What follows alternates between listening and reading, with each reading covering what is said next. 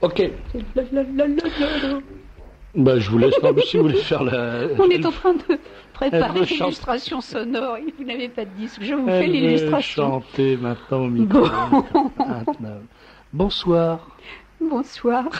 Est-ce que vous allez bien? Vous voulez pas me répondre? Moi, oui. Non, mais c'est Eux aux aussi, auditeurs que je j'espère. parle. J'espérais entendre monter de Paris l'immense rumeur de nos centaines de milliers d'auditeurs qui auraient dit oui, ça va bien. On aurait été contents. Bah oui, ça va. Ça va, si ce n'est que il y a quand même un petit peu d'angoisse toujours dans ces débuts d'émission, parce qu'il y a des moments où on prend des risques quand même. Là, j'avais 3 invités, il n'y en a pas un, ils sont pas arrivés. On est tout seul. Est-ce qu'il y a des embouteillages? Il n'y a pas un match d'imbéciles, Mais pardon, un match de foot? Non, il y a rien il y avait un Non. petit embouteillage quand même. On a eu Un du petit mal à se garer, mais tout de même. On peut faire un bridge. Bon, Non, eh ben mais on va commencer. beaucoup de Alors, choses à dire. on verra. Si nos invités arrivent, tant mieux. S'ils n'arrivent pas, tant pis. On essaiera de faire avec. Peut-être que vous avez des questions ou des Oui, tout de constatations même, ou des remarques à faire sur C'était la l'actualité semaine des du vœux Covid. cette semaine. Vous Mhm. allez bien me parler des vœux, par exemple, du président. Et puis des pics que le Mitterrand a envoyés à Balladur. Les vœux du président, il n'y a pas grand-chose à dire. J'ai trouvé que... Moi, j'ai cru qu'il était mort. Et non, pas cette fois-ci. Si. Il est mort. À mon avis, il est mort. L'explication, c'est ça. C'est qu'il est mort. Vous savez, ils nous font le coup de Bourguiba. Vous vous souvenez, Bourguiba? Oui. Vous vous rappelez de Bourguiba? Oui. Bon, Bourguiba était mort. Oui. Tout le monde savait qu'il était mort. Et alors, il l'avait empaillé et il le déplaçait, comme ça, il le transportait. Et tout. Et moi, je crois que Mitterrand, ils lui ont mis une espèce de petit moteur à l'intérieur. Donc, quand on voit la tête qu'il a, il est mort. Il est tout jaune et tout, c'est pas Oui, possible. il est toujours et tout, mais en tous les cas, il était plein d'allons. Ah ben, il est l'autre méchant. jour. Il est méchant Oui, comme... oui, Il a oui. toujours été méchant. Donc, Ils avaient bien remonté la mécanique. il est hein, encore parce plus que méchant mort que vivant. Il était méchant comme tout. À propos de la loi Fallou, là, vous l'avez entendu? Oui, d'ailleurs, je trouve que cette loi Fallou, c'est extraordinaire, parce que on se demande vraiment comment ces gens qui sont au pouvoir, cette réforme de la loi Fallou, parce que c'est pas du tout la loi Fallou, C'est l'abrogation, c'est même pas l'abrogation, c'est la réforme, c'est une modification de la loi Fallou. qui a déjà été beaucoup modifiée. Hein. Et alors on se demande comment ils fonctionnent intellectuellement, ces gens-là, parce que c'était évident que ça allait soulever le mécontentement dans les milieux laïcs, mais en même temps, on ne pouvait pas imaginer que les citoyens seraient imbéciles au point, parce que quoi que ce soit qu'on pense des citoyens, on ne pouvait pas quand même penser que leur sottise irait jusqu'à ce point-là, jusqu'au point de se laisser embarquer dans une mobilisation générale contre une réforme d'une loi, comme si c'était une atteinte à la liberté de l'enseignement, à la liberté de la laïcité. Or, c'est ce qui est en train de se passer. Alors, depuis qu'ils ont lancé cette idée, aussi bien Bayrou que Balladur ne cessent de faire marche arrière, en promettant... Les 4 pattes, oh là là. Il n'a aucune peur, c'est que la manifestation du 16 janvier tourne à ce à quoi la gauche va essayer de la faire tourner, c'est-à-dire l'amorce d'une petite révolution, d'une révolutionnette 68 armes. Ils sont terrorisés à cette idée, et plus ils reculent, et plus l'ennemi, naturellement, avance. Il faut lire, il faut pas l'acheter, parce que c'est vraiment pas possible de donner de l'argent à ces gens-là, mais si vous avez l'occasion de feuilleter, de trouver dans une poubelle ou dans des toilettes de gare le dernier numéro de Globe Hebdo, il faut feuilleter ça, c'est extraordinaire. C'est un torrent de haine anticatholique. Vous me direz, c'est pas surprenant, mais si on écrivait dans la presse nationaliste catholique, si on écrivait sur d'autres religions le millième de ce que ces gens-là écrivent sur le christianisme, on irait en tôle, on serait guessotisé immédiatement. Mais ils ont absolument tous les droits. Et il y a des dessins qui sont des cochonneries immondes. Il y a des propos qui sont d'un racisme exacerbé, d'un racisme monstrueux, qui pue la haine. Et tout ça passe très bien. Et les autres, c'est-à-dire Balladur et Bayrou et compagnie, ils sont à plat ventre, ils sont prosternés, ils ne cessent pas de dire « Mais c'est pas la peine de faire cette manifestation, puisque vous voyez, bien sûr, on va donner un peu d'argent à ces imbéciles de catholiques, mais vous, on vous en donnez encore beaucoup plus. Tout ce que vous voudrez, on va vous construire des lycées, on va vous repeindre, on va vous habiller les élèves avec des vêtements Benetton et tout ce que vous voudrez. » Et ça ne marche pas, parce que les gens qui tiennent leur motif de manifestation comme un chien enragé tient son os, Et ils ne le lâcheront pas. Et cette manif aura lieu le 16 janvier. Et je pense, quant à moi, je dois dire que j'espère qu'elle sera phénoménale. Parce que et bien arrosé, moi je serais contente. Bon, de toute façon, oui, qu'il pleuve en plus. Oui, j'espère qu'ils attraperont des pneumonies et tout. Mais j'espère qu'ils seront très nombreux, nombreux à être malades. Et pour que les autres soient très nombreux à avoir peur. Cette situation, la France, vous savez, il y a quelque chose qui se passe en ce moment dans ce pays. Tout le monde constate qu'il y a des inondations partout. Et qui sont très graves. Et on constate que les gens qui sont chargés de surveiller ces événements sont très très surpris de voir que en hiver, premièrement il fait froid, deuxièmement il pleut.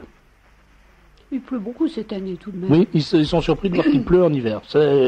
C'est très très surprenant. Et comme il pleut, les rivières ont la curieuse manie de déborder. Ça s'est passé quand même à peu près 8 fois depuis le début du siècle, donc aussi gravement je veux dire.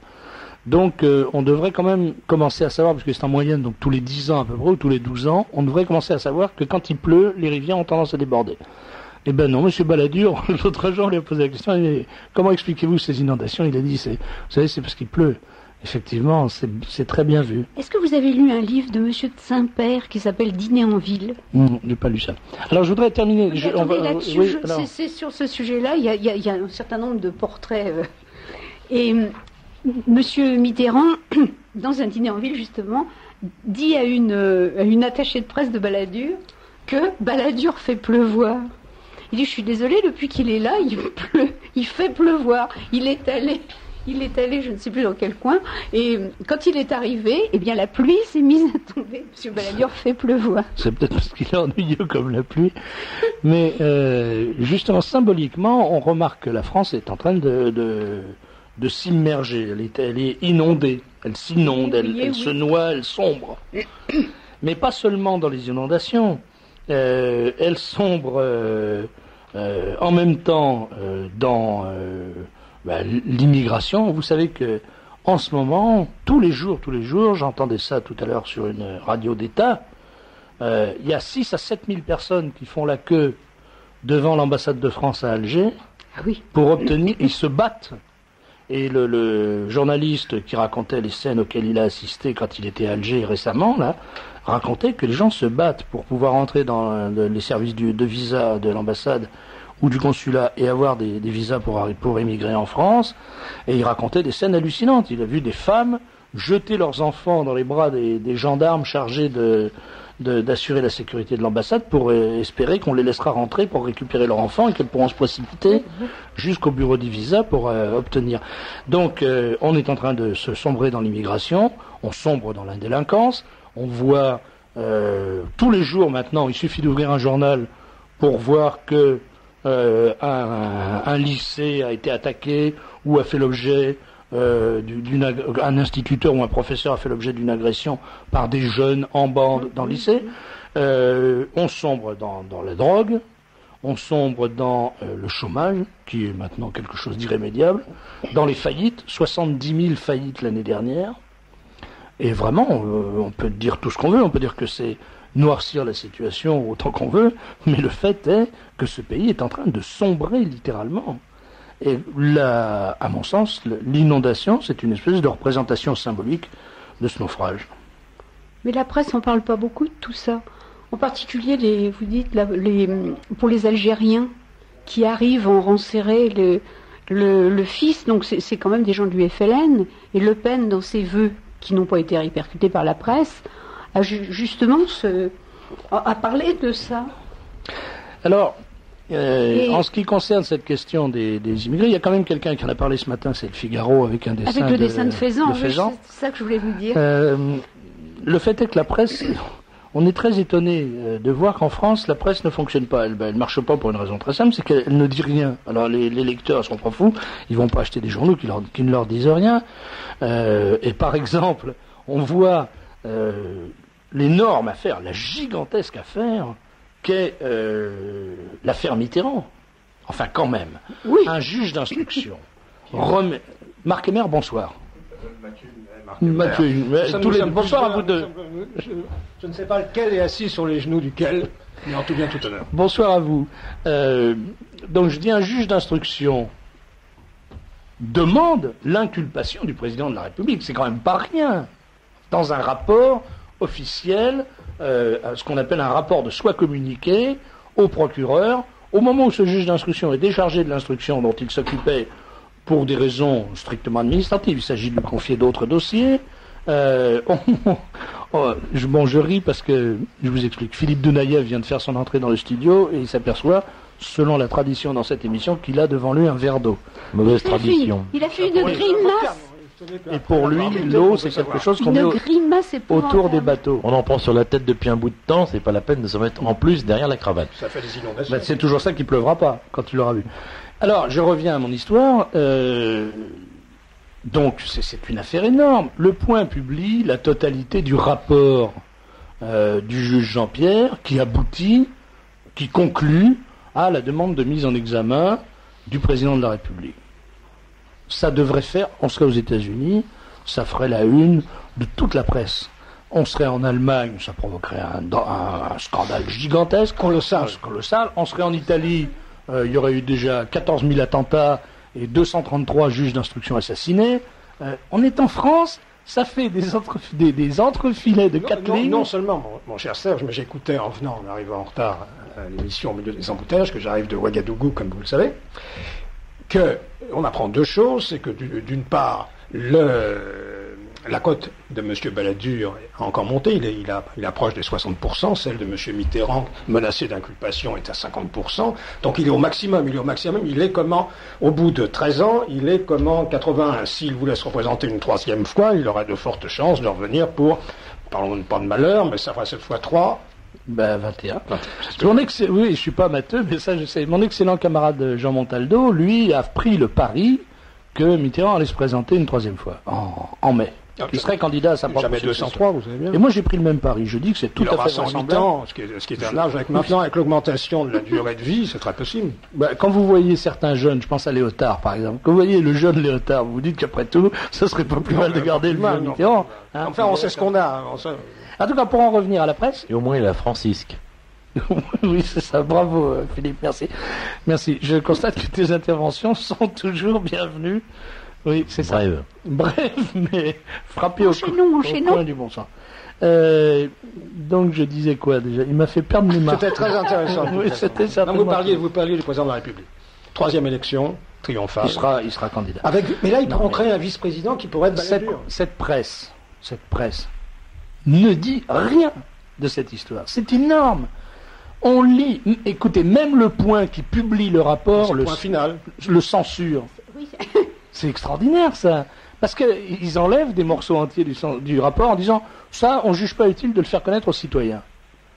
Mais de quel droit? Par exemple, il parle d'une amie de M. Mitterrand qui a reçu des chèques. Et dans le rapport, il est dit que la maison de Gordes, c'est pas moi qui le dis, c'est le juge Jean-Pierre, la fameuse maison de Gordes, c'est le Gordes du délit, si je veux. et la résidence habituelle de M. Mitterrand et de son ami Écoutez, moi j'ai quelques amis mais je ne suis pas de résidence habituelle avec elles. Ce sont des amies je pense à Victoria, par exemple, qui est une amie. Nous n'avons pas, Victoria, de résidence habituelle. Non. Commune. L'amitié. Qu'est-ce que c'est que cette amitié entre garçons et filles, comme on disait de mon temps, qui se solde par une résidence? Je comprends pas très bien leur histoire. Mais, alors, ça doit être quelque chose de parfaitement correct et honnête, parce que je vois pas ce qu'on pourrait reprocher au président de la République dans ces matières, si j'ose dire. Forcément, le Point fait apparaître la chose comme douteuse puisqu'il supprime le nom de cette cette personne. C'est curieux, pourquoi supprimer le nom de quelqu'un qui ne fait pas de mal? Il appelle Madame P. Oui, comme Jean-Paul Sartre. Avec tout le respect qu'il lui Ça commence bien. Elle est respectueuse. Alors, vous voyez, donc je vous dis, ça, je ne veux pas faire de la publicité, mais enfin, si vraiment vous voulez acheter des journaux... 3 points. Oui. Si vous voulez vraiment lire des journaux, alors, il y a un journal... Apprenez les langues étrangères. Vous pouvez en lire d'autres, mais pour ce qui me concerne, je veux dire que le meilleur, c'est un journal qui est décadaire, et qui paraît, comme son nom l'indique, tous les 10 jours, et sur papier doré, plus ou moins. Sur papier plus ou moins doré, sur un joli papier œuf à la coque, ou coquille d'œuf plutôt. Sépia. Imprimé en sépia, il est ravissant. Il est élégant. Remarquable. Monsieur. Remarquable. Voilà. Remarquable. Madame Victoria, vous un peu vieillot. Et votre Mais c'est sœur, elle est un votre peu charme, vieillotte c'est son Traditionnel. charme, mais c'est son charme. Les chiens, ça fait pas des Que vous chats. Alors, appelez vieillot, nous Ça l'appelons s'appelle traditionnel. le Libre Journal de la France courtoise. C'est donc un décadaire. L'abonnement est dérisoire, 600 francs par mois. Vous vous rendez compte, ça fait combien? On l'avait calculé, ça fait 1 franc 87 par jour, même pas. 1 franc 87 par jour. C'est le prix d'une chandelle. C'est le prix de la moitié d'un faux matin. Voilà. Et c'est Donc, nettement en mieux plus, que c'est ce pas matin. été financé par les Suédois, Oui, je me retiens, je le dis pas. Non, parce que j'allais dire escroc, mais donc je le dis pas. C'est ça. Mais c'est Philippe qui me surveille maintenant, parce que lui il tient les comptes. Et voilà, quand on fait les comptes à la fin de l'année, il me dit ça nous a coûté très cher. Donc c'est fini. On ne dit plus escroc, on ne dit plus cloporte. Bon, Cloporte, je veux dire, les voix pas. 10 briques. Cloporte. Oui. Mais Cloporte, c'est un animal charmant. Ben oui, mais ça vaut 10 Bah, briques. 10 briques, c'est charmant, mais c'est Un cher. cloporte, c'est un plus peu. cher qu'un éléphant. oui. Cloporte, c'est presque. Ça porte cher. je veux dire, Oui, ça- Voilà, donc il faut être prudent. Alors je ne le dirai plus, alors je ne dis pas escroc par conséquent, mais en tout cas, mon journal coûte moins cher que des journaux qui ont été financés par des gens. Voilà. Alors il paraît tous les 10 jours. Et, Comme la plupart des décadaires. comme la plupart des décadaires. Et dans le dernier qui est paru, Mais ce n'est pas un décadaire décadent. et dans C'est le- contre la et décadence. dans le dernier qui est paru, moi j'ai lu un éditorial qui m'a bien plu ça s'intitule Lâche et criminel. Et justement, vous parlez de les une médias, redondance, les médias ne parlent jamais. Vous parlez des batailles rangées qui ont eu lieu à Bruxelles entre les Kurdes et les Turcs. Personne Oui, n'a entendu parler. personne n'a parlé de ça. Et Pendant pourtant- 3 nuits. Dans 3 nuits, il y a 15 jours, Ou la très ville, peu, la hein, ville de pendant Bruxelles a un, été en pareil, mais proie, peu. ça fait rire Philippe. Oui, c'est la capitale de l'Europe, je ne voyais pas ce que faisaient Ah, les mais Turcs oui, et les la Kurdes. capitale. Mais vous savez pourquoi? Parce que les Kurdes sont allés en délégation à Bruxelles pour exiger que l'Europe prenne position dans le conflit qui les oppose aux Turcs. Ils sont la tête de Kurdes des Voilà. Turcs. Alors, arrivés là-bas, ils se sont installés. C'est de Versailles. Naturellement, ils ont tenu une manifestation, une espèce de kermesse, de congrès ou je ne sais quoi, au cœur du quartier turc.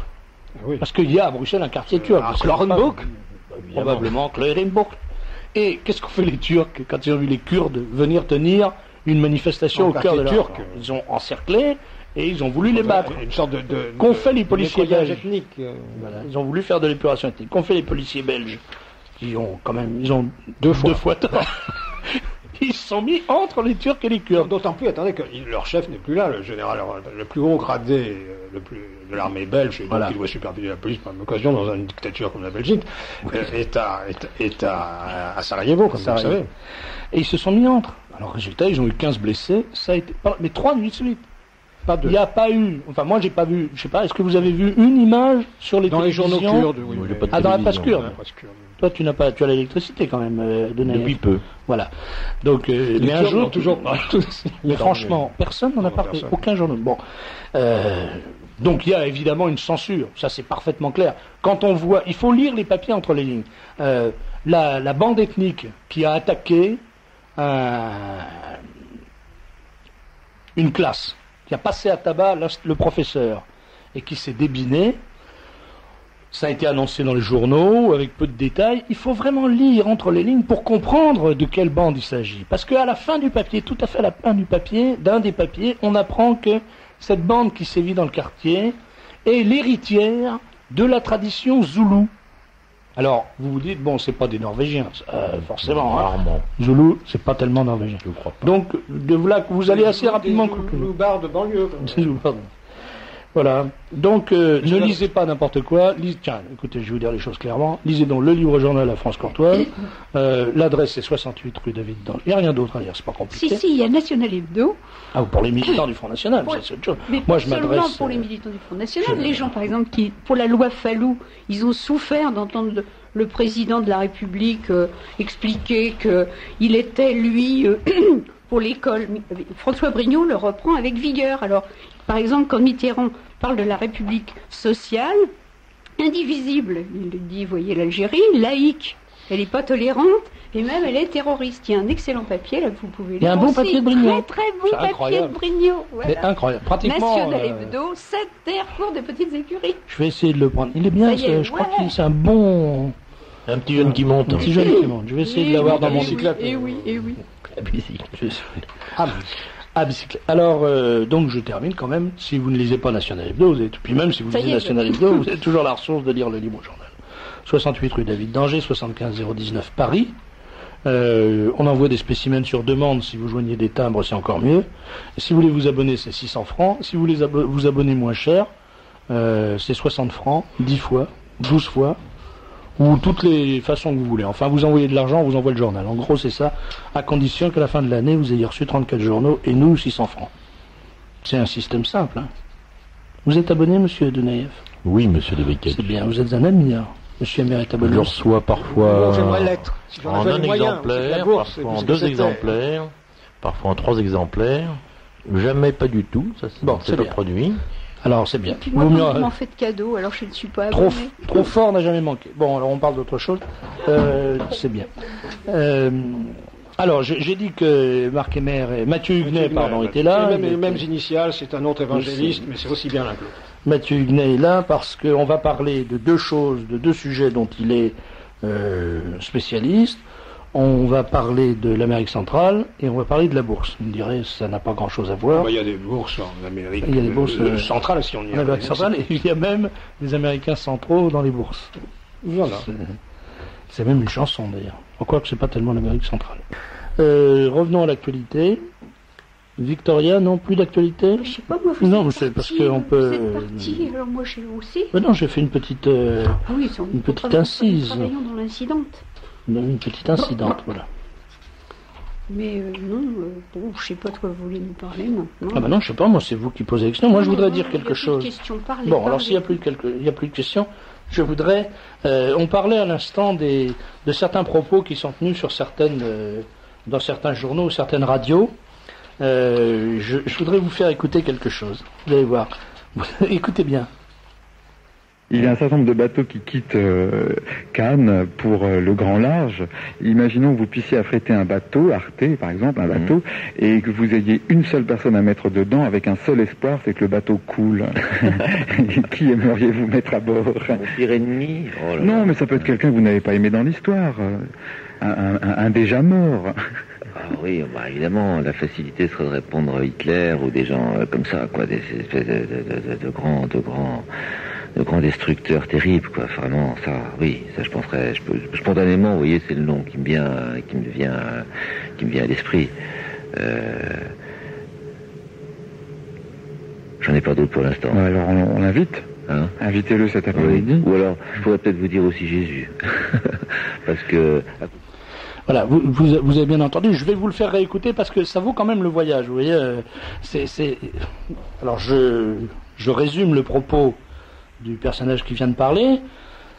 On lui dit, si vous pouviez mettre dans un bateau dont vous êtes sûr qu'il va couler, quelqu'un que vous détestez particulièrement et dont vous voudriez qu'il meure, qui mettriez-vous? Alors il répond, là la facilité, ce serait de dire Hitler. Et puis on lui dit, oui, mais quelqu'un d'autre. Et il dit Jésus. Alors, oui, Tout le monde sait que ce type est totalement analphabète, qu'il n'a même pas lu les livres, 4 livres agréables à lire et intéressants qui sont les évangiles. Il aurait appris que de toute manière, Ça sert à rien. dans son bateau, si le bateau coulait, il n'y avait pas de danger, il pouvait marche sur rentrer à l'eau. pied.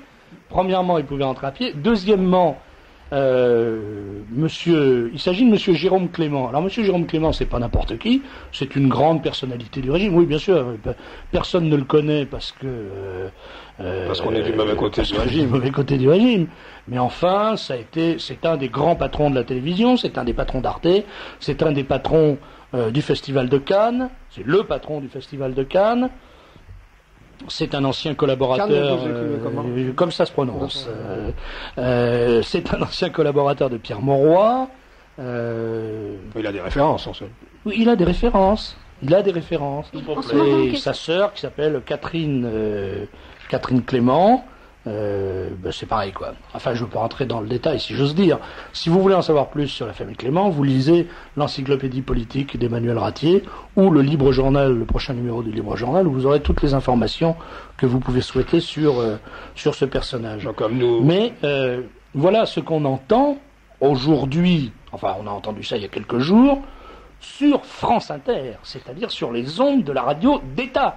C'est la radio que vous payez, que je paye, avec votre fric, avec mon fric, nous, catholiques français, nous filons du fric pour que ce genre de personnage puisse dégueuler ce genre d'ordure au micro de France Inter. Alors, je vais vous faire réentendre ce que dit monsieur Jérôme Clément, éminent personnage de la République.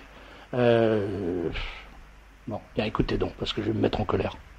Il y a un certain nombre de bateaux qui quittent Cannes pour le grand large. Imaginons que vous puissiez affréter un bateau, Arte par exemple, un bateau, et que vous ayez une seule personne à mettre dedans avec un seul espoir, c'est que le bateau coule. Qui aimeriez-vous mettre à bord? Mon pire ennemi? Oh là Non, là. mais ça peut être quelqu'un que vous n'avez pas aimé dans l'histoire. Un déjà mort. Ah oui, bah, évidemment, la facilité serait de répondre Hitler ou des gens comme ça, quoi, des espèces de grands destructeurs terribles, quoi. Vraiment, ça, oui, ça je penserais, spontanément, vous voyez, c'est le nom qui me vient à l'esprit. J'en ai pas d'autres pour l'instant. Alors on l'invite. Hein? Invitez-le cet après-midi. Oui. Ou alors, je pourrais peut-être vous dire aussi Jésus. Parce que, à cause de tout ce qu'il a pas réussi depuis qu'on croit en lui. Alors, dernière question, imaginons que...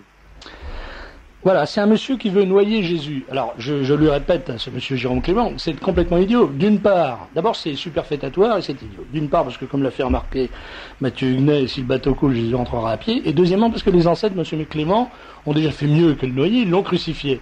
Donc ça fait peut-être un peu beaucoup. Je sais bien que l'autre jour, le rabbin Citruc voulait faire passer en justice le cadavre de monsieur Bousquet, et qui donc il y a une espèce de tradition là de tuer les morts ou de les faire passer en justice.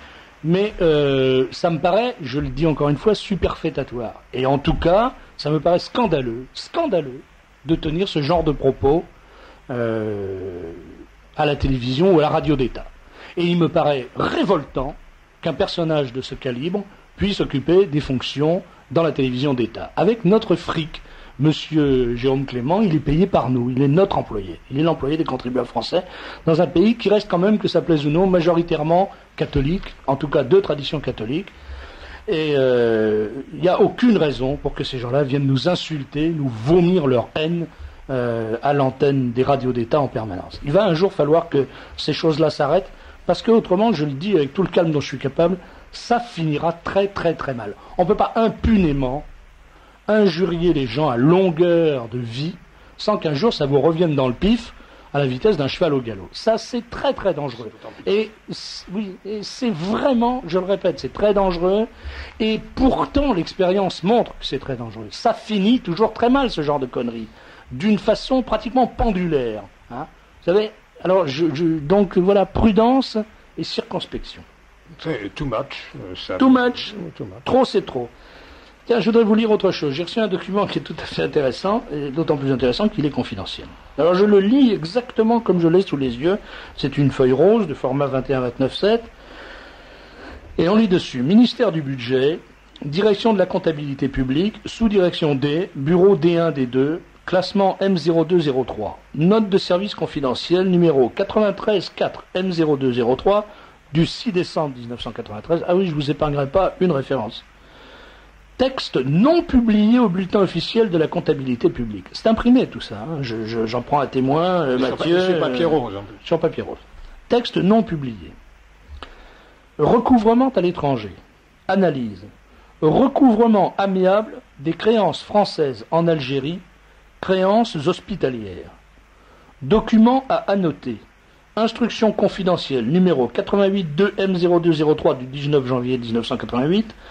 Instruction confidentielle numéro 88-19 M0203 du 17 novembre 1988. Destinataire pour application, alors là suit une palanquée d'initiales que je ne vais pas vous lire, diffusion GT, ACT, TOM, RGP, CSOM, enfin, patin et couffin, etc.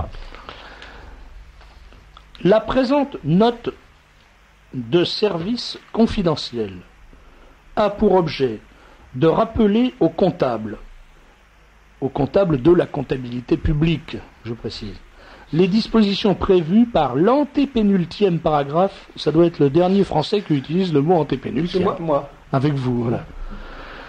Prévues par l'antépénultième paragraphe de l'instruction confidentielle numéro 98-2 M0203 du 19 janvier 1988, et par l'instruction confidentielle numéro 8819 M0203 du 17 novembre 1988 demeurent applicables jusqu'à nouvel ordre. Donc cette note rappelle que les dispositions demeurent applicables. Alors vous allez dire, on comprend rien. Moi non plus. Come to the point. Voilà. Eh ben, here we are. Ça En peut conséquence, il convient de ne pas adresser au payeur général auprès de l'ambassade de France en Algérie les poursuites extérieures aux fins d'un recouvrement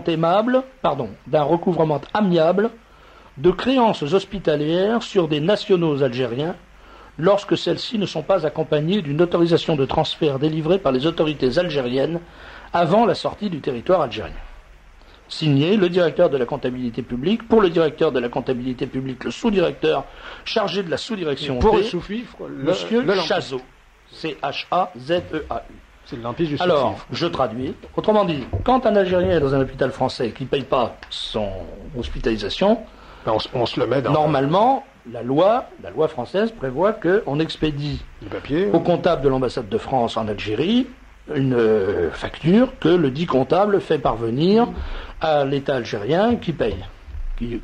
Bon, et ben là, on dit ne le faites pas, premièrement. Et deuxièmement, on dit ne le dites pas, car cette note est confidentielle et c'est un texte, le numéro 93 4M0203 du 6 décembre 93, c'est un texte non publié au bulletin officiel de la comptabilité. Dieu merci que la couleur du papier permet de voir l'origine et les intentions du sous-fifre lampiste qui l'a signé. Alors, c'est comme ça qu'on marche en France. Vous voyez, moi j'aime bien ça, parce que en France, vous avez deux gamines qui veulent aller à l'école avec un foulard sur la tête.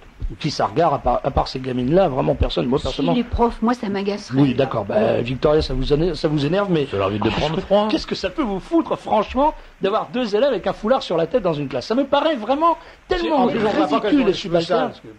En tout cas, c'est comme ça. C'est ridicule. Ça n'ennuie personne, ça ne gêne personne. Sinon, un professouillard ou un institut. Un petit instituteur. Pas, alors avec des chapeaux pointus. Eh ben, il se gêne. Il se gêne. Il y en a qui arrivent avec des petits.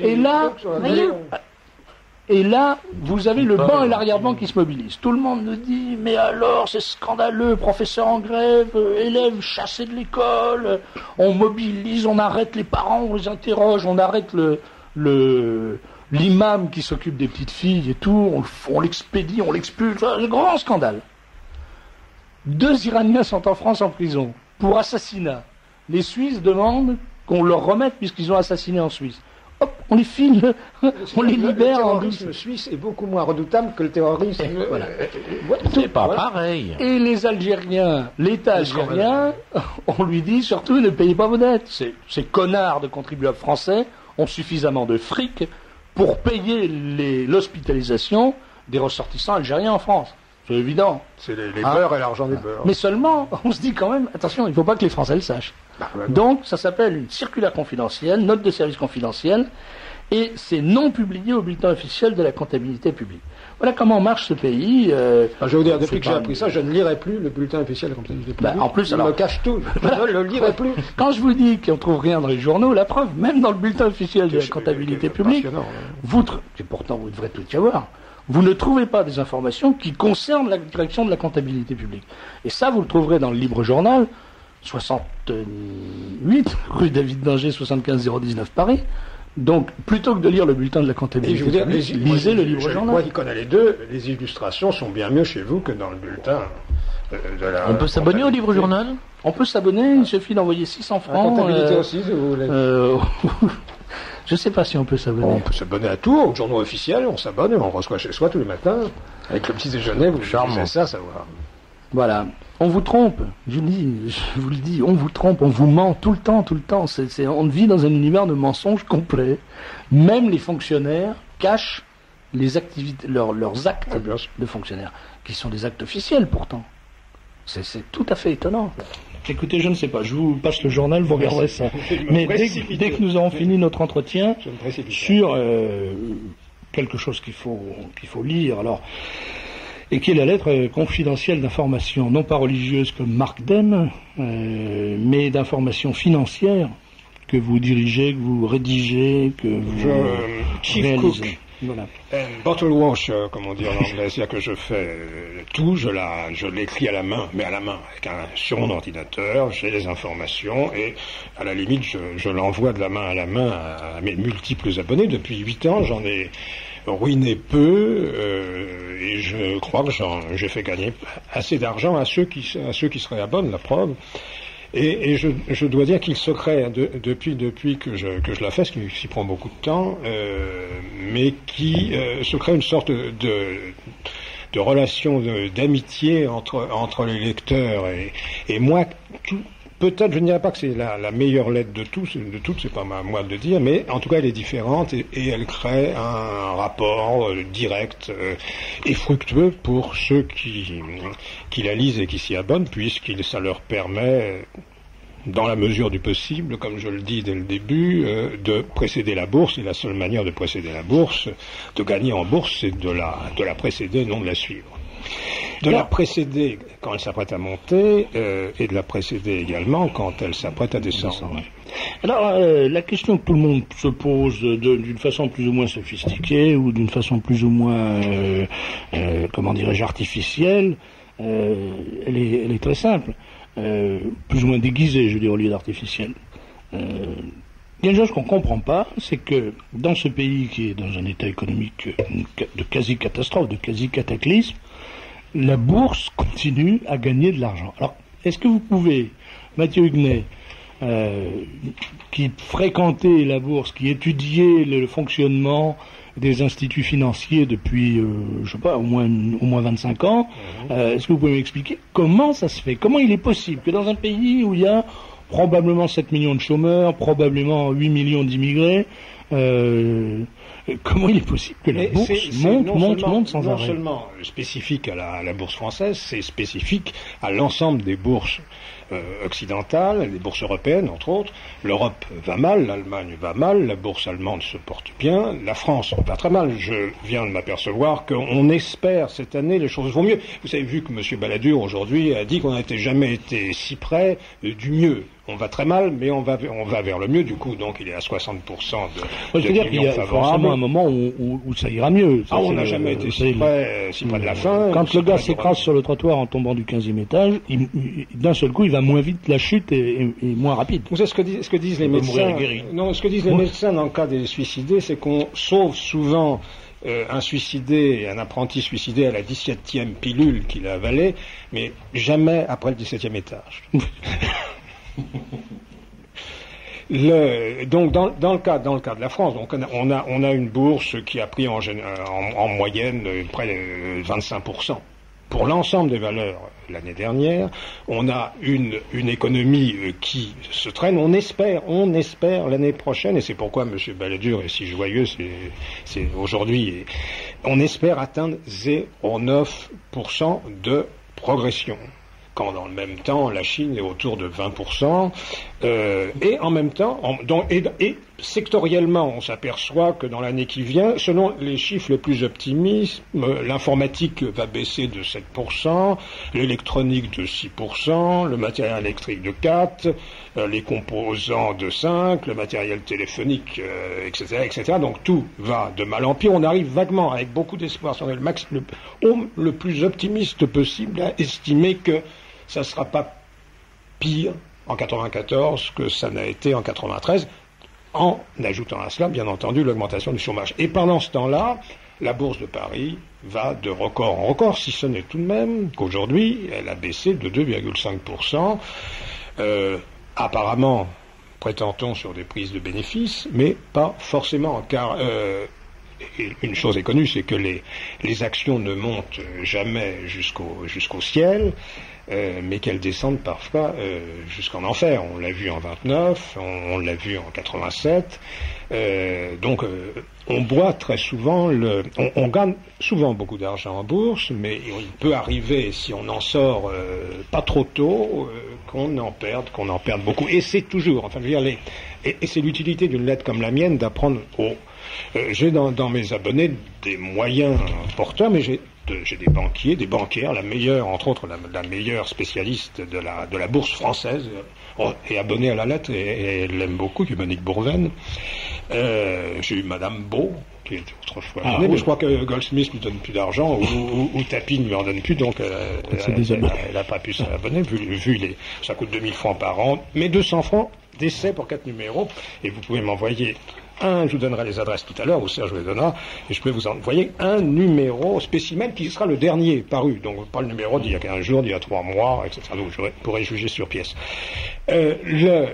Arrive vers c'est valable pour l'ensemble des bourses, elles montent sans raison, l'ensemble des bourses occidentales, je parle, et particulièrement européennes. C'est totalement différent pour les bourses des marchés en émergence, entre autres, les bourses des petits dragons du sud-est asiatique et les bourses sud-américaines, qui elles montent pour des raisons objectives.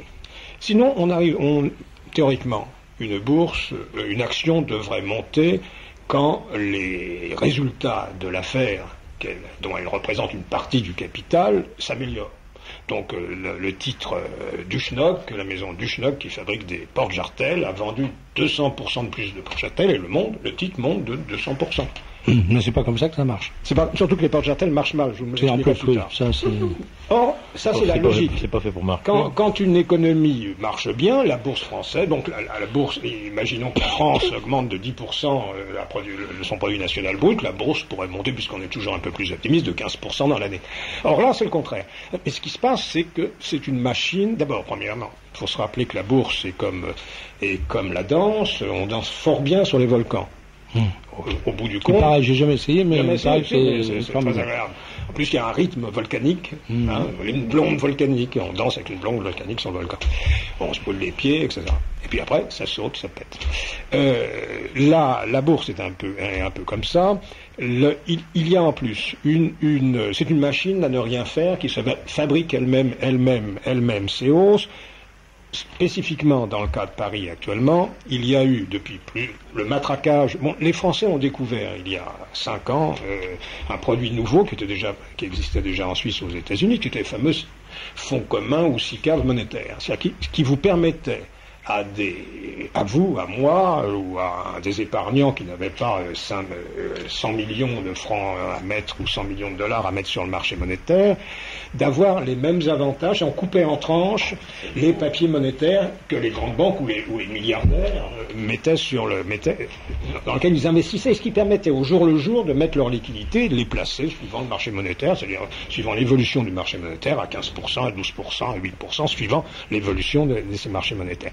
Les particuliers, eux, ne pouvaient pas, car la part était trop élevée. En créant des fonds communs ou des SICAV, prenant ces papiers monétaires, des rémérés, etc., et les coupant en tranches pour les vendre en parts à des particuliers, les particuliers ont brusquement pu accéder à ce que les patrimoines importants ou les grosses sociétés faisaient depuis tout temps. Donc ça a été une véritable démocratisation du capitalisme, un capitalisme populaire. Aux grandes dames des gouvernements et surtout aux grandes dames des banques, car les banques, c'était un produit généralement qui leur coûtait. Tout ce qui partait dans les monétaires n'allait pas vers le petit produit, excusez-moi la trivialité, mais merdique, ou les assurances, les produits d'assurance qui sont généralement des produits... les placements de père de famille. Voilà, des produits attrape-bourreaux, des produits attrape-bourreaux, et surtout qui vous obligent dans une situation aussi fluide que la situation actuelle, et quand je dis actuelle, c'est la situation depuis 10 ans, d'investir à long terme. C'est le gros problème des PEA, c'est que ça vous oblige à investir à long terme. Pour tirer les avantages fiscaux au bout, il faut les garder plusieurs années. Or, je peux, et je le dis toujours dans ma lettre, je peux prévoir éventuellement, dans la mesure du possible, ce qui va se passer à la bourse de demain, à la bourse dans 15 jours, à la bourse dans 3 mois ou dans 6 mois. Je peux difficilement vous dire ce qui va se passer dans 1 an. Mais non. Car vous voyez avec Excelsior, ils ne voyaient pas en janvier ce qui allait se passer au mois d'août. C'est ça. Bon, pourtant, c'était plus important qu'une chute ou d'une bien sûr. Mais alors, Marc, justement, à ce propos, il y a même des choses qu'on croit pouvoir prévoir et puis qui se révèlent, des prévisions qui se révèlent totalement erronées à quelques jours, puisque j'ai appris récemment que la veille ou l'avant-veille du départ de Balladur en Arabie Saoudite, les actions de Thomson avaient gagné 10%, parce que tout le monde se disait, Balladur va signer des gros contrats Thomson avec c'est des les contrats Saoudiens. aussi intéressants que le contrat du TGV coréen. Le Balladur est le plus gigantesque, c'est Michelin. J'entends le Michelin, c'est le bonhomme, c'est le bibendum. C'est pas Michelin, une affaire qui redeviendra bonne, mais c'est le ballot d'air, comme on dit en anglais, gonflé de sa propre, non pas d'air, mais gonflé de sa propre suffisance, qui croit. Alors c'est merveilleux, les Français sont très contents, il ne fait strictement rien. Donc comme il ne fait rien, il ne gêne personne. Mais là, il a fait monter la bourse quand même. Mais il fait monter la bourse, il part en Arabie Saoudite, tout le monde dit qu'il va ramener des fabuleux contrats, ils étaient presque plus ou moins signés, le roi Fahd, qui est tout ce qu'on veut, sauf un imbécile, l'a renvoyé chez lui, sans contrat, sans rien. Alors là, qu'est-ce qui se passe? Parce que ça ressemble quand même ça un petit peu à ces histoires d'initiés dont on nous parle. Au fond, quelle est la différence? Voilà, la question à laquelle je voulais arriver. Financière. Voilà. Quelle est la différence entre votre lettre et... La seule différence, je vais vous dire, on ne gagne en bourse qu'en étant initié. Point final. Sûrement, point final. Alors le problème, l'initié, quand moi j'écoute, je déjeune au Fouquet's et j'arrive à en sortir vivant, parce que vous avez vu ce qui se passe au Fouquet's. Si vous aimez les cafards, mais pour quelqu'un qui a beaucoup vécu en Amérique du Sud, moi, ça me un cucaracha, c'est très agréable. En plus, on peut danser et tout. C'est une merveilleuse affaire, l'affaire du Fouquet's. On en reparlera tout à l'heure si vous voulez. Mais donc c'est très dangereux d'aller dans les restaurants chers, mais on peut écouter ce qu'on dit à côté. Alors que je peux entendre le patron de la société, ne citons pas de nom, mais la société MKZ et la société BQZ disant je vais te racheter, l'exercice qui vient, on a pris 300% d'augmentation, ça va être rendu public des bénéfices, ça va être rendu public dans 15 jours. Vous écoutez ça et vous achetez les actions. Vous n'êtes pas un initié, vous êtes un informé, mais si ces deux messieurs qui sont les patrons de l'affaire s'achètent leur propre tweet parce qu'ils savent ce qui va se passer, eux c'est des initiés.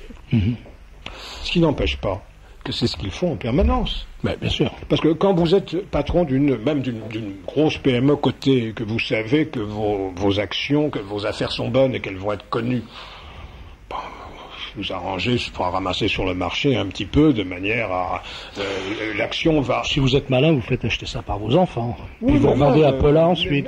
Il est même connu, mais c'est même pas ce qui se passe par exemple avec Toys R Us, vous savez, qui est une excellente affaire que j'ai conseillée récemment. Ils sont en train de racheter leurs actions parce que les affaires vont très bien. Ils se rachètent, mais ça c'est tout à fait légal. Donc ils rachètent leurs actions tant $2,50, elles vont valoir $5 dans 2 mois, très bien. Mais c'est une affaire d'initié.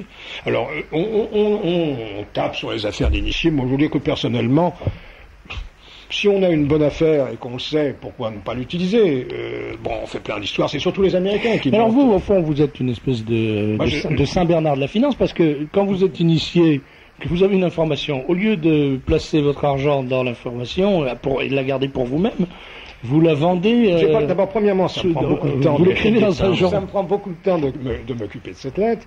Déontologiquement, remarquez, c'est également interdit, et ça je peux d'autant le dire parce que c'est vrai et que je ne le fais pas.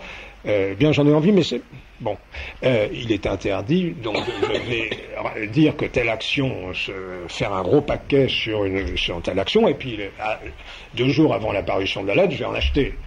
Bon, moi je préfère souvent acheter un tableau mais et puis vous connaissez l'histoire des chirurgiens. Je veux dire, le chirurgien, ça les passionne. La chirurgie, ils font des opérations magnifiques, mais le jour où il faut qu'ils s'opèrent de l'appendicite, ils ne le font pas. Ils font bien quelqu'un d'autre. Moi, c'est un peu la même chose. Et puis, vous savez, j'ai atteint le sommet de la fortune. Un peu plus, un peu moins. À quelle importance? Mais pour en revenir, et puis pour être observateur, il faut pas être belligérant, comme diraient les soldats des Nations Unies. Donc je suis une sorte de casque bleu de la bourse, mais avec plus de succès que le général Braquemont, j'espère, ou le général Cotte. Et il faut dire que je n'ai pas Boutros Ghali derrière moi, bien que j'en ai d'autres. Alors pour revenir aux raisons donc de la montée actuelle de la bourse, on a matraqué les SICAV.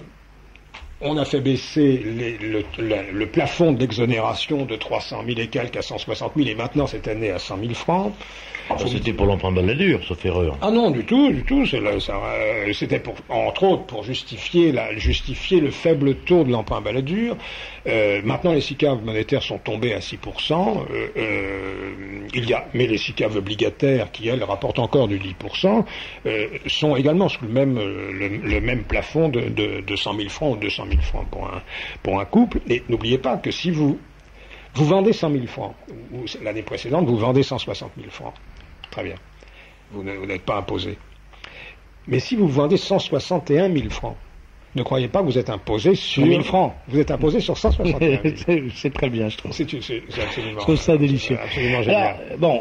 Et donc, comme les Français qui ont été matraqués par les journaux passent leur temps, les journaux financiers passent leur temps à leur dire que c'est très mal, qu'ils peuvent avoir autre chose, qu'ils peuvent faire autre chose, et qu'il faut qu'ils vendent. Et finalement, au bout d'un certain temps, à force, ils finissent par croire les journaux.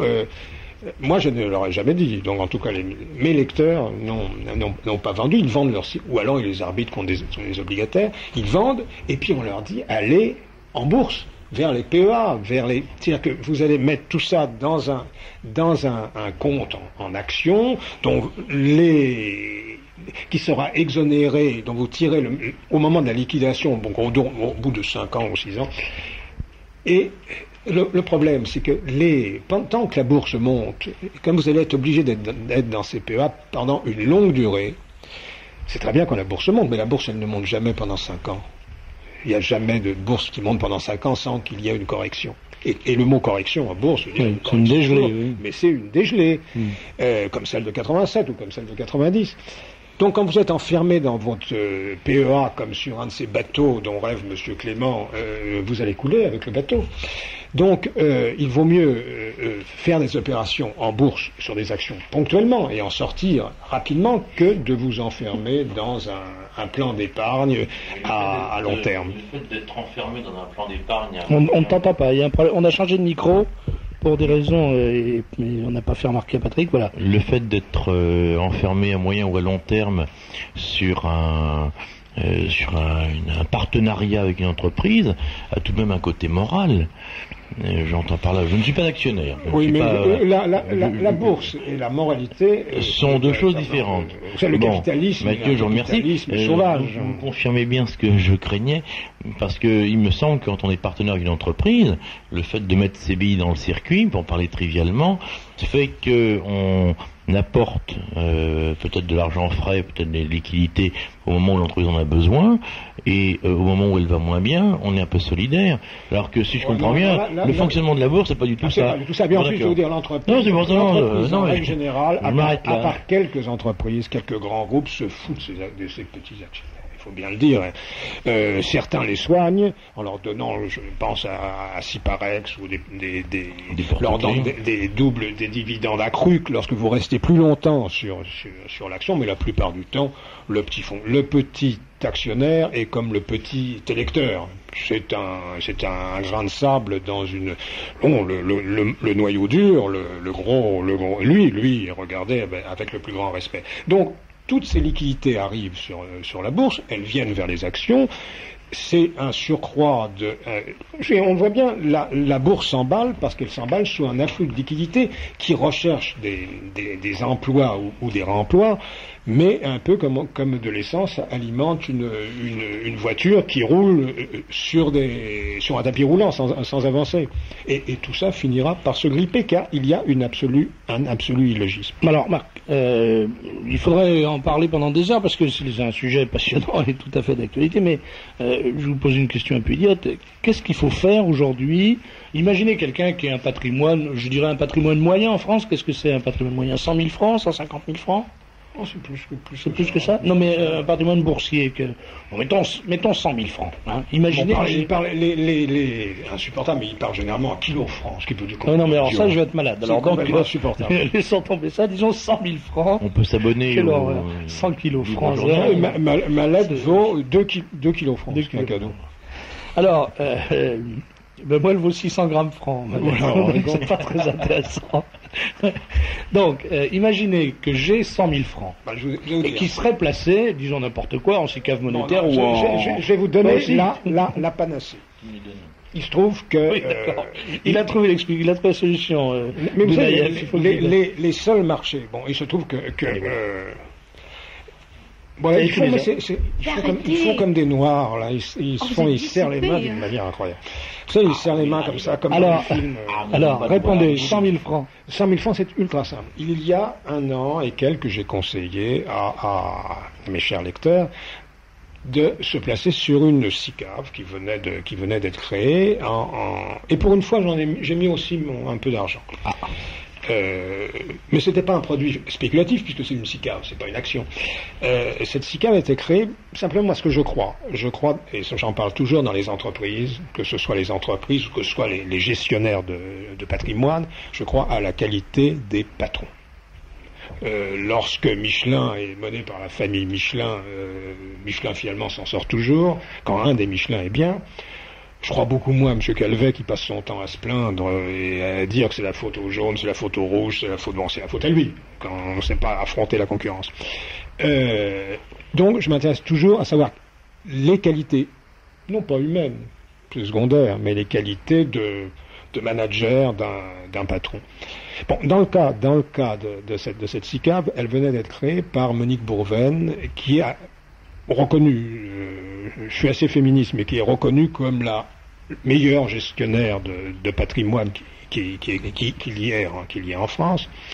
Elle gérait tous les fonds placés, clients et de la banque elle-même du Crédit Agricole.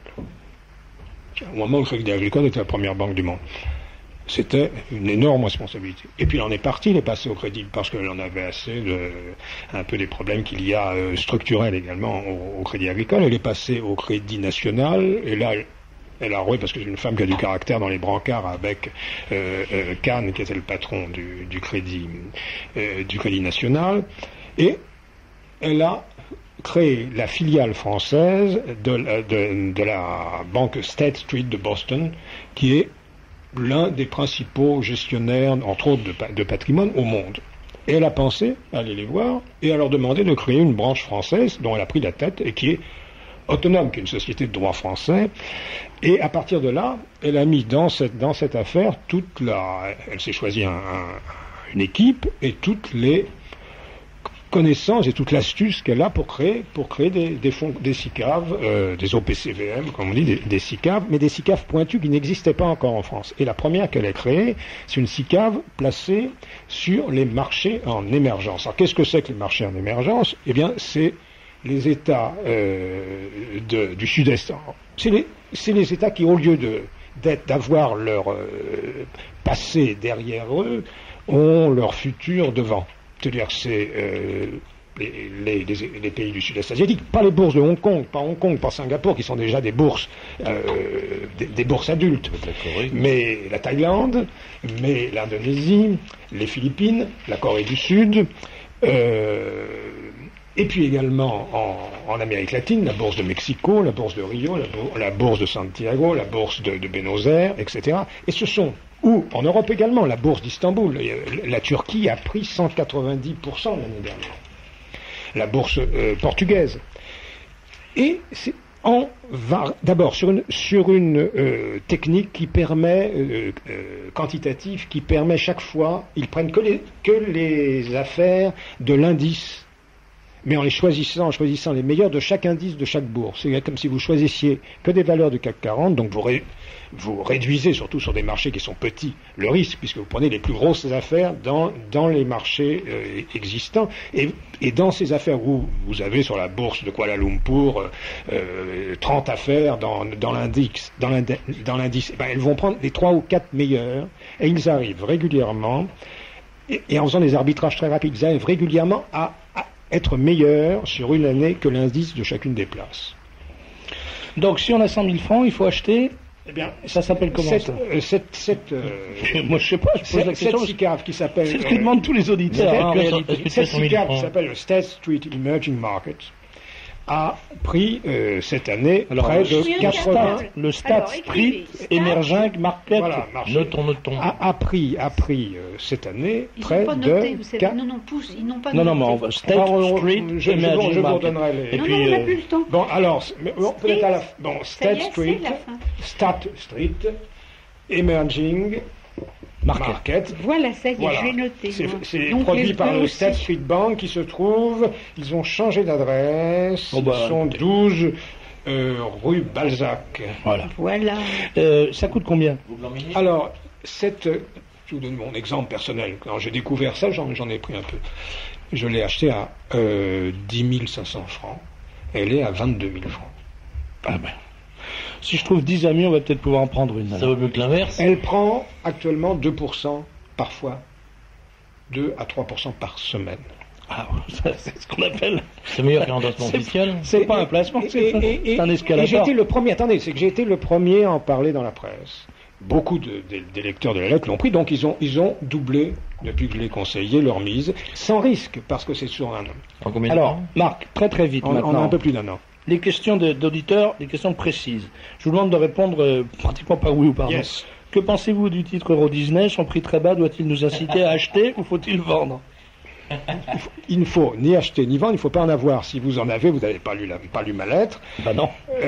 Eh bien, attendez un peu à une réaction qu'il fasse un petit peu remonter, mais gardez pas très longtemps. Pendre, niquer. Un auditeur a acheté en janvier 93 une SICAV de 50 000 francs. Il se demande s'il ne ferait pas mieux de la liquider pour prendre un livret de caisse d'épargne avec un taux de 7,5%. Ben, je veux dire, les SICAV, il y a parfois des SICAV intelligentes, et puis il y a des SICAV, comme on dit en argot, vraiment très Pas caves. intelligente du tout. Très cave, très cave. Tout dépend du gestionnaire, c'est comme la langue des autres. Alors vous avez des gestionnaires qui vont faire monter votre SICAV de 30%, et donc, je ne sais pas quelle est la SICAV, mais une SICAV de 50 000 francs, c'est trop cher de toute manière. Il faut acheter une SICAV qui vaut 10, 12 000 ou 300 ou 3 000 francs, mais 50 000 francs, non. Alors donc, il vaut mieux qu'il prenne un livret de caisse d'épargne. Non, mais Non plus. je peux pas lui dire. Si je ne sais pas quelle est sa SICAV, je peux pas lui dire. Non. C'est Alors, peut-être une excellente il faut dire une SICAV. chose, c'est quand on est abonné Il joue le à 4 dans la troisième. lettre, quand on est abonné à la lettre bleue, si on vous écrit, on a une réponse personnalisée. Comprenons-nous, je réponds à la lettre à 6 pages et j'ai 2 pages de réponses au lecteur. Je m'arrange à répondre très en détail, très précisément à 3 réponses par semaine, mais celles qui peuvent intéresser le maximum de lecteurs, de manière à ce que ce ne soit pas un... Et je fais en sorte que ces réponses soient motivées, non pas leur dire seulement... Parce que ce sont des gens intelligents, il faut leur expliquer, si je leur dis vendez, pourquoi. Les intérêts des comptes fixes ont diminué, le mouvement de baisse serait général, est-ce vrai? Là, je comprends même pas ce que je lis. Alors, ce qui m'arrive assez souvent. Oui, non, mais sur les comptes... c'est fonction de l'état général des taux, ça a plutôt tendance à baisser qu'à monter. Alors, il y a un monsieur qui n'est pas d'accord, qui dit l'abattement fiscal est de 100 000 francs par foyer fiscal et non par personne. Pour les... Alors, je prends, non, je lis. par Madame personne. Bourven est une gestionnaire de portefeuille et non de patrimoine. C'est la même chose. Enfin, je sais pas. Et il est scandaleux de conseiller de passer la totalité de son capital sur une SICAV de marché émergent. Voilà. Et je suis désolé, je n'ai jamais dit qu'il fallait... J'ai parlé de 100 000 francs, je n'ai jamais dit il ne faut pas en placer plus de 20% du patrimoine que l'on peut avoir. De 20% si le patrimoine est très important, s'il est faible, de ne pas dépasser 10 à 15%. Marc, merci. J'ai quelqu'un au téléphone qui nous téléphone de loin, donc je le prends tout de suite. Bonsoir, monsieur. Bonsoir, c'est Jean-Marie Le Pen à l'appareil. Quelle bonne surprise. Mon cher Serge, je suis à votre rendez-vous. C'est très gentil. Et très heureux de pouvoir brièvement m'exprimer à votre antenne pour d'abord vous présenter à tout seigneur, tout honneur, mes meilleurs vœux pour l'année 1994, mais aussi à travers vous, à tous les auditeurs de Radio Courtoisie, leur souhaiter bien sûr une bonne et heureuse année, une bonne santé et le maintien du lien irremplaçable que constitue pour eux et pour nous Radio Courtoisie.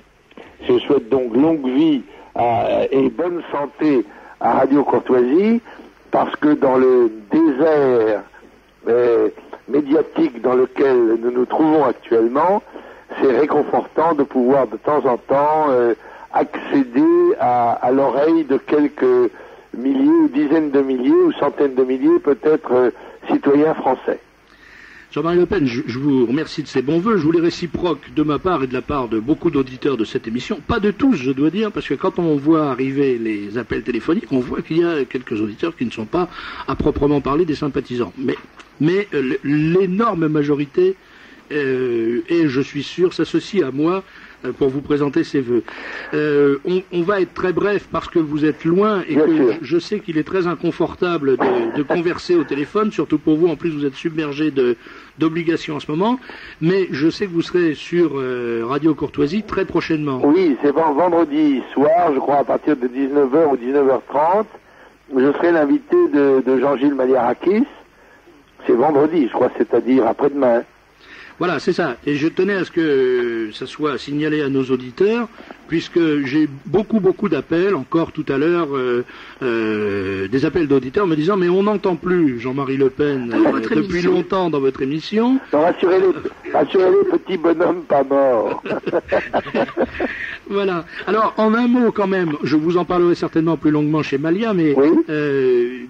Ce grand voyage que vous avez fait en Amérique du Sud, l'impression que vous en ramenez, en un mot vraiment, est-ce que c'est une impression favorable ou... Il est évident qu'il s'agit d'un continent dont je n'ai visité que 5 pays, si j'ose dire. L'impression, c'est que ces pays du cône sud de l'Amérique du Sud sont dans une situation économique beaucoup meilleure qu'ils ne l'étaient, à l'exception peut-être du Brésil, où vous savez qu'il y a 2000% d'inflation par an. Mais pour ce qu'il s'agit de l'Argentine, du Chili, de l'Uruguay et même du Paraguay, la situation est bien meilleure, est stabilisée, et je dois dire que je dis sur cette antenne ce que j'ai dit là-bas, à savoir que ces pays, et d'ailleurs le monde entier, doivent être reconnaissants au général Pinochet d'avoir bloqué, cassé l'offensive communiste, de prise de pouvoir communiste dans ce continent qui, en 1973, c'est-à-dire il y a 20 ans, aurait peut-être donné suffisamment de nouvel élan au communisme pour que celui-ci réalise son rêve d'hégémonie mondiale.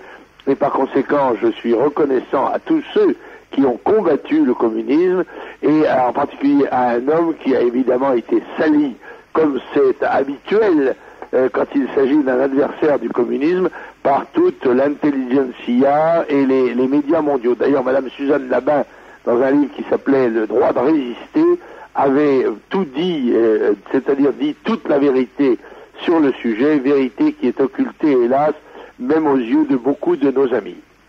Merci Jean-Marie Le Pen, merci de nous avoir téléphoné pour nous présenter ces vœux et pour nous avoir montré, en tout cas on le sent à votre voix, que vous revenez gonflé à bloc. Oui, absolument. Je vous raconterai, je vous dirai ce que je dois faire dès la semaine prochaine. C'est que je compte visiter 95 départements de la métropole française en l'espace de 6 semaines.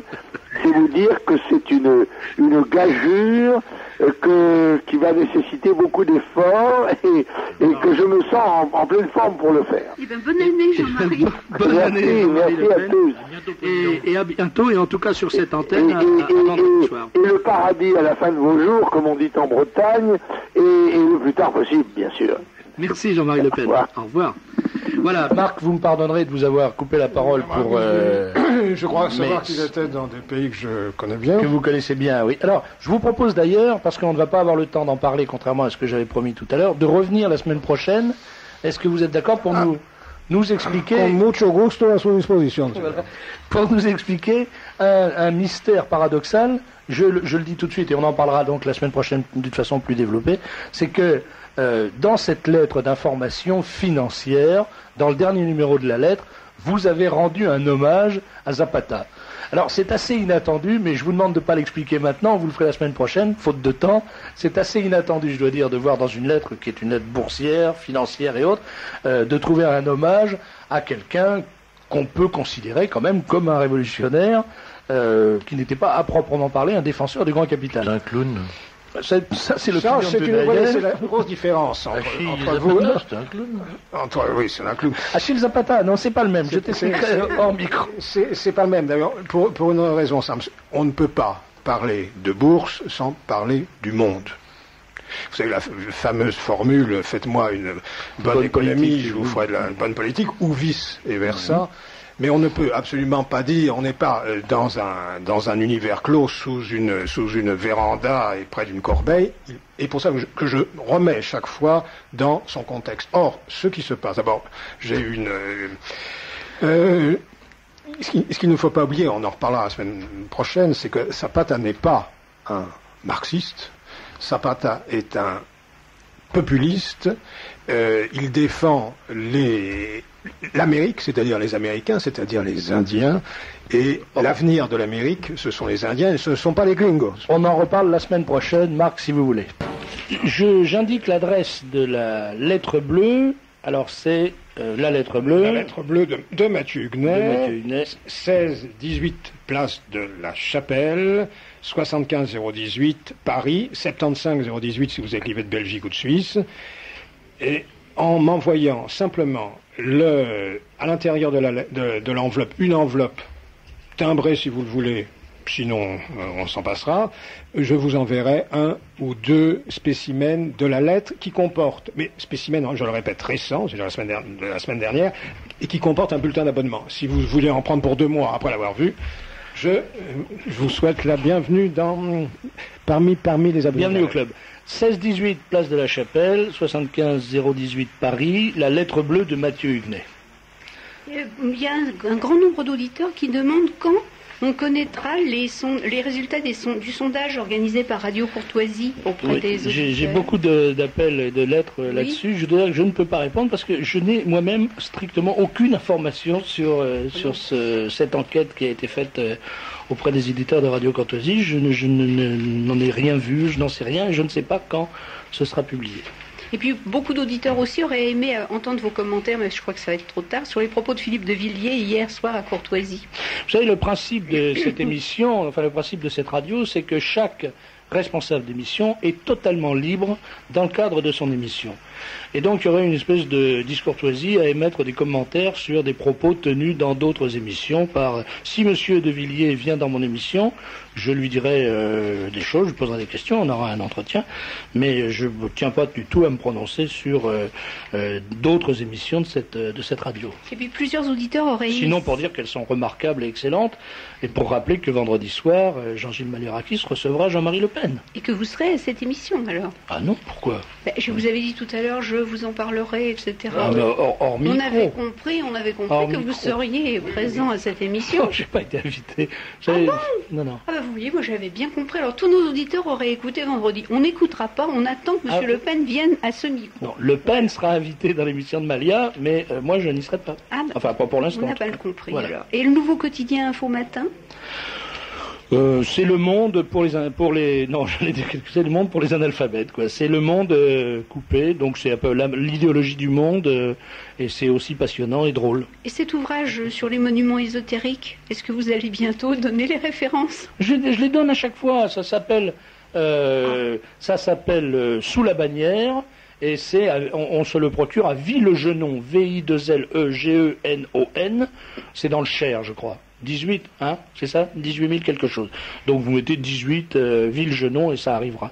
Et puis, est-ce que je peux rappeler que M. Bruno Begret parlera à la salle Malesherbes à Maison-Lafitte le lundi 17 janvier à 20h pour une réunion électorale pour les cantonales partielles. Madame Martinet étant candidate. Antoinette Martinet qui est candidate. Ça se passe à 20h30 le 17 janvier à la salle Malesherbes, parc de Maison-Lafitte avec Bruno.